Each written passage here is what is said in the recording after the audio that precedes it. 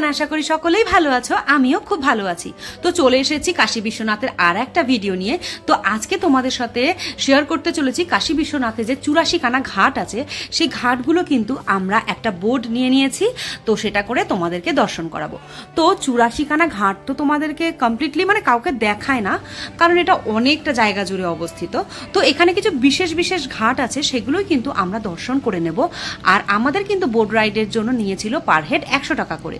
তো আমরা সকালবেলায় ঘুম থেকে উঠে একদম ফ্রেশ হয়ে আমরা বেরিয়ে পড়েছি সকালবেলা এখানে ঘাটগুলোকে ভালোভাবে দেখার জন্য।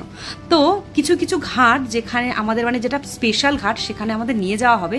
তো চলো ঘাটগুলোর নাম তোমাদের সাথে মোটামুটি শেয়ার করি। अस्सी घाट, दशाश्वमेध घाट, मणिकर्णिका घाट, पंचगंगा घाट, हरिश्चंद्र घाट, राजेंद्र घाट, केशव घाट, ललिता घाट।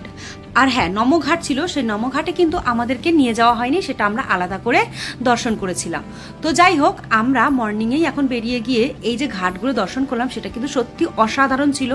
এটা কিন্তু অবশ্যই তোমরা আসলে করো, তোমরা সন্ধ্যাবেলাও চাইলে করতে পারো। আর ঘাটে বসে মানে নৌকাতে বা বোটে বসে যে সন্ধ্যা আরতি দেখার মজাটাও কিন্তু একদম আলাদা। মর্নিংয়ে একরকম ভিউ, আর রাত্রে সন্ধ্যার জন্য আর একরকম ভিউ। তো সকালবেলা এই ফ্রেশ যে মানে সূর্যের আলোটা আমাদেরকে এত ভালো লাগছিল যে। আর যারা যারা আমাদের মানে আগের যে কাশী বিশ্বনাথের ভিডিওগুলো তোমরা দেখোনি, তাদের জন্য কিন্তু আমি ডেসক্রিপশন বক্সে লিংক দিয়ে দেবো, তোমরা অবশ্যই কিন্তু চেক আউট করে নিও। আশা করি তোমাদের ভীষণ ভালো লাগে।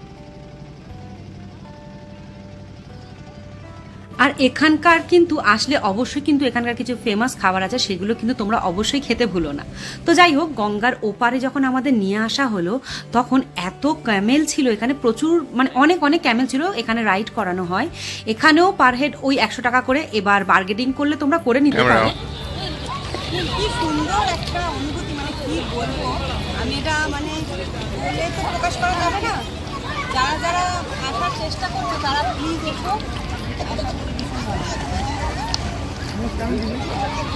কোথায় আছো? জায়গাটার নাম কি? গঙ্গাঘাট।